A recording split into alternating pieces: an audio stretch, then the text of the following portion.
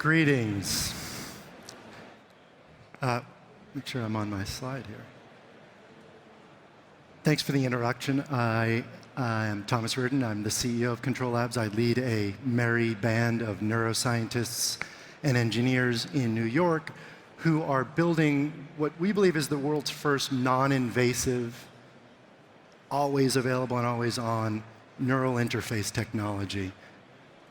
And we started the company because of a really simple problem, that there is a yawning gap between human input and human output. You have a phenomenal ability to take in information all day long, at all times, via your vision, via your audition, via your hearing, via your proprioception. You have an amazing ability to process that information. What you lack is sufficient output. You output through your muscles, and that is slow and error-prone. We want to close that gap, and we want to do it because of this. The new computing platforms that are upon us now, these pervasive computers like an Apple Watch where my fingers didn't get smaller when it showed up, or new kinds of robotics that have high degrees of freedom, but our bodies weren't really meant to control directly. And maybe most exciting of all are these new immersive platforms in AR and VR, in which there aren't natural means of interaction other than movement, but which we believe, with a neural interface, you can kind of explore new kinds of interactions and exploit new powers you didn't know you had. This is blowing my mind. What exactly is Control Labs? What does it do, and how much did Facebook pay? Yeah, it sounds pretty futuristic, and it kind of is. The idea is that you wear this bracelet on your wrist that actually, detects the neurons in your body, which are, sent from your brain to tell your body to move, your muscles to move, your hand to open.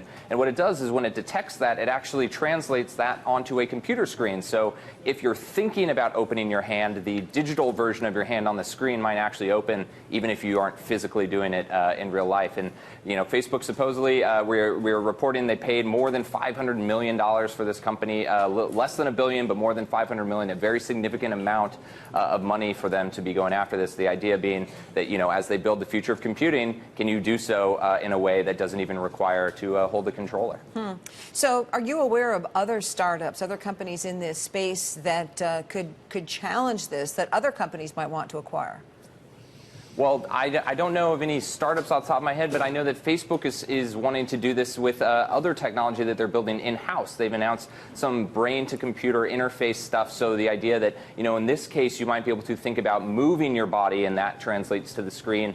But what they've talked about before is actually thinking about text and thinking about words, and that translating to the screen. So could you type by just thinking about the words that you want to say? And we've seen a bunch of other, larger tech companies get into AR as well, the idea of Snapchat or Microsoft. I mean, this is a very fertile kind of technology here, this artificial intelligence and this augmented reality. And so it's no surprise that Facebook is investing pretty heavily here. Timing's pretty interesting, though, isn't it? Facebook's already under 2 different antitrust investigations, and I can almost hear the questions at the Senate inquiry. Now Facebook can read your mind.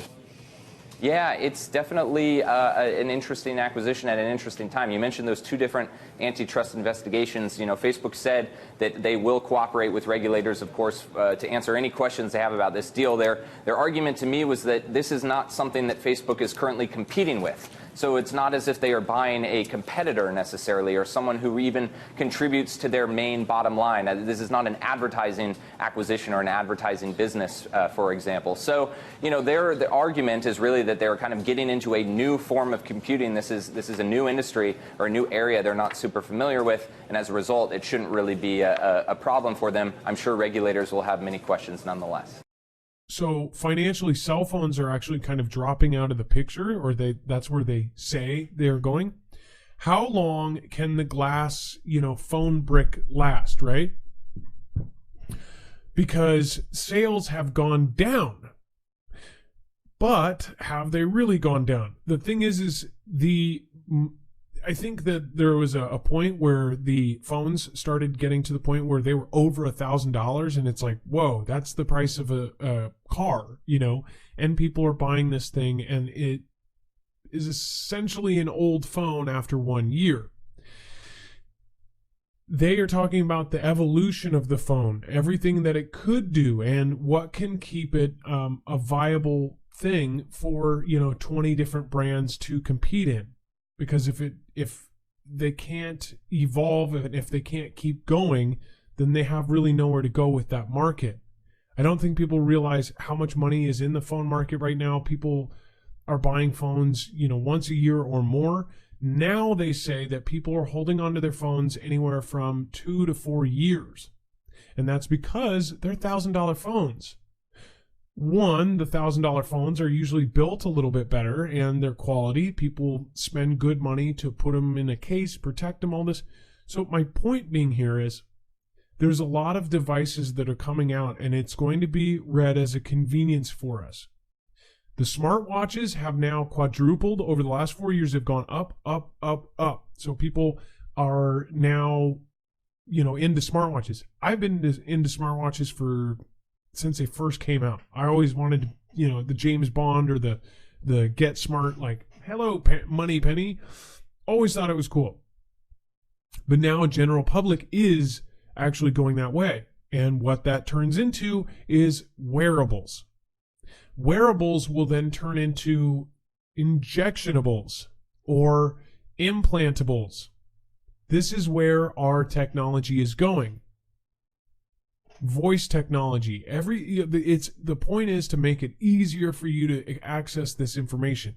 They're going to meld this into your brain, whether you like it or not. This is something that's very scary because a lot of people are going to openly accept an implant into their brain or into their body of some sort to make things easier. You laugh at it now. This is coming. It says Facebook Inc. agreed to acquire Control Labs, it says a technology startup that is building software to let people control a digital avatar using only their thoughts. The world's largest social network is paying between $500 million and $1 billion, according to people familiar with the deal. For Control Labs. Wow. Whoever created that is just absolutely insane. That's nuts. The closely held 4-year-old startup, which has dozens of employees and has raised tens of millions in venture capital, uses a bracelet to measure neuron activity in a subject's arm to determine movement that a person is thinking about, even if they aren't physically moving. That neuron activity is then translated into movement onto a digital screen. Facebook declined to comment on the price of this acquisitions. So think about this, folks. So they're saying that they are getting to the point where they can read your thoughts through, say, a watch. Think about if the smartphone companies do a deal with the government. All of the smart watches now have biometrics built in where they take your heartbeat. They have little sensors on the back, which they could say, oh, that just takes your heartbeat. That just tells you your body fat. Oh, and it also reads your mind, but we're going to leave that part out. That's only for the NSA and the CIA to know. This is really crazy stuff that we're talking about. Do you see what they're saying? Through someone's wrist, they can read your thoughts. This isn't a video game. This isn't a fiction novel. This is real life. And Facebook is the one buying it. I believe that the devices that we've used over the last decade or so mock us and they limit us. When I try to go do something simultaneously, adjust the temperature on the wall, or play in VR and have an interaction that makes some sense virtually. And I love this picture because it captures what I think is probably the most frustrating thing for a human being, doing something as joyful as driving and easy as driving, and conflating that with what it's like to actually just type on a touch screen. This thing that causes us cognitive load. I have to engage the corrector of the autocorrector.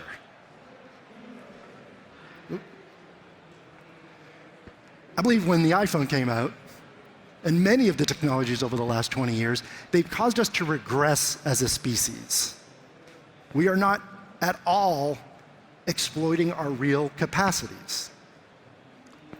So we think the question at Control Labs is not how do we make our devices more capable, it's how do we ourselves become more capable.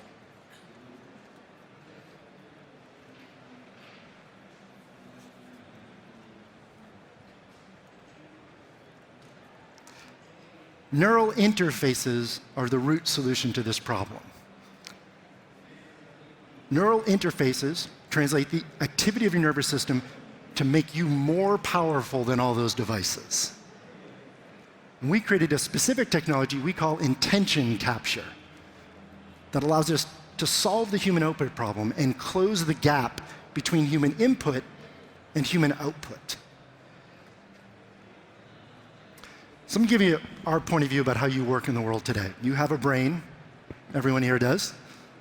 Your brain actually continues down. It's not just what's up in your head. It's that full continuous brain that goes down into your spinal cord. Your spinal cord is sort of the USB port of the brain. You generate command signals that then turn muscles on and off. That's what your brain does. That allows you to move in the world, but most importantly, it allows you to use these skillful parts of your body, your hands and your mouth. And ultimately, you manipulate devices.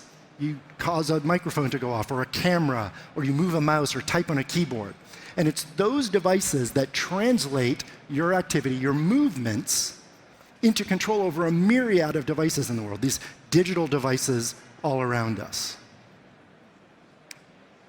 But it doesn't have to be that way. What if instead, I'm sorry about that, there was a build here. What if instead